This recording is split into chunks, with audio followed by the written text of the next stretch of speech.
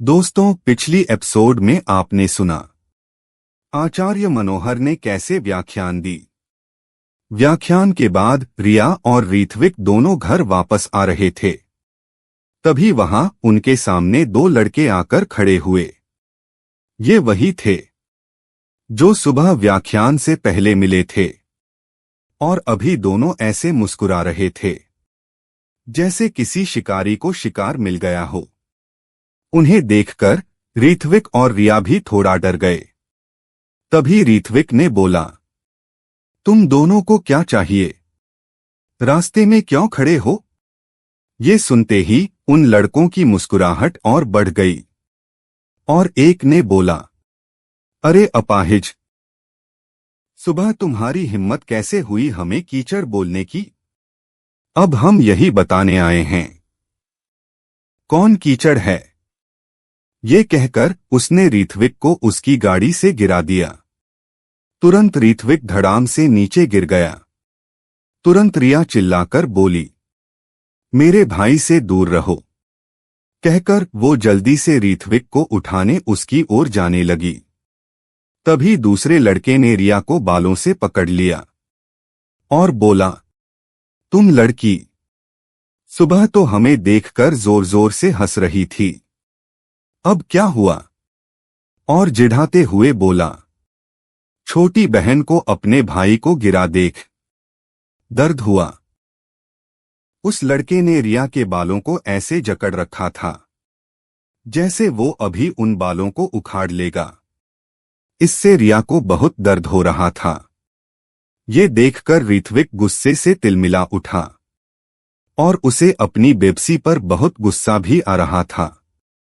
उसने उस लड़के की तरफ उंगली दिखाकर चिल्लाया, मेरी बहन को छोड़ो। ये सुनकर वो दोनों लड़के जोर से हंसने लगे। तभी वो लड़का जिसने ऋत्विक को गाड़ी से गिराया था, उसने ऋत्विक की छाती पर एक जोरदार लात मारी और बोला, चल रे अधूरे, आज तुम दोनों भाई बहन को कीचड़ से नहलाकर ही जाएंगे।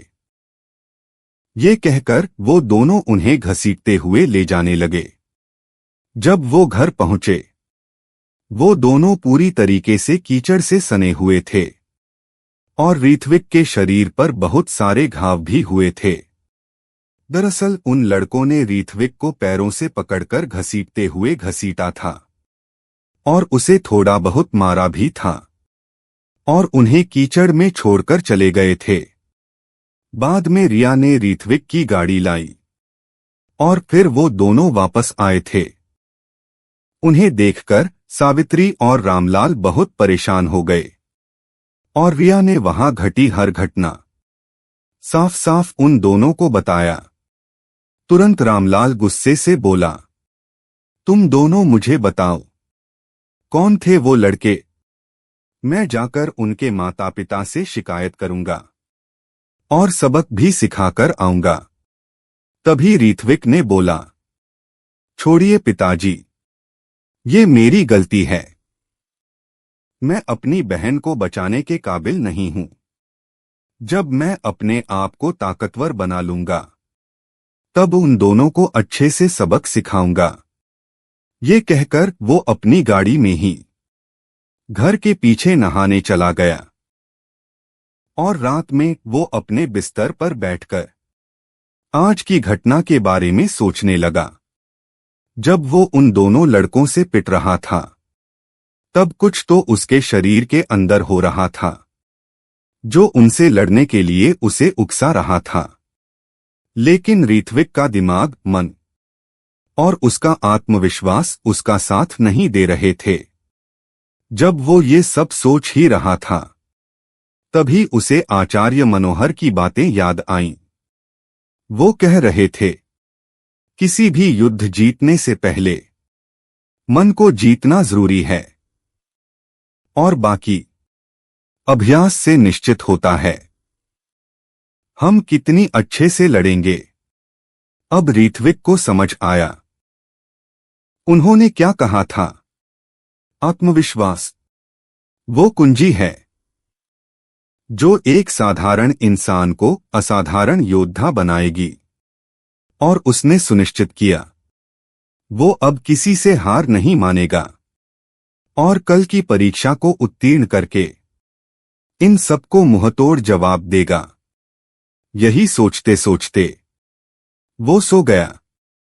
देखते ही देखते आधी रात हो गई और आज भी उसे ऐसा ही सपना आया। वो अपने हाथ में खून से लथपथ एक तलवार लिए हजारों राक्षसों की लाशों के बीच निडर खड़ा था और उसके साथ वही 9 लोग खड़े थे जो अपने साथ कल की सपने में दिखे थे। तभी उनके सामने एक भयानक राक्षस आया जिसकी आभा ही ऐसी थी जो किसी भी साधारण इंसान को कुचल दे। उसी पल ऋत्विक के माथे पर पसीने की बूंदें उभरने लगीं।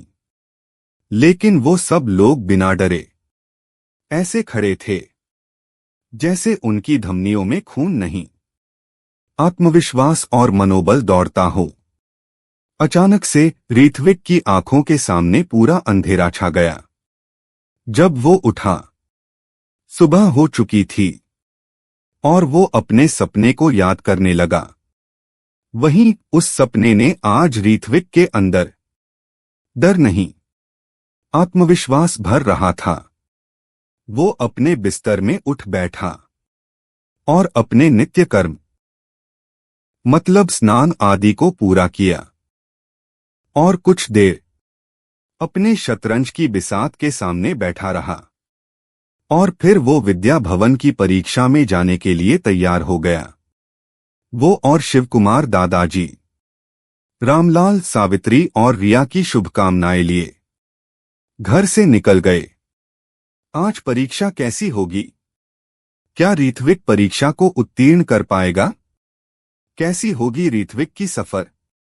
ये सब जानने के लिए सुनते रहिए कहानी द सुप्रीम कंट्रोल।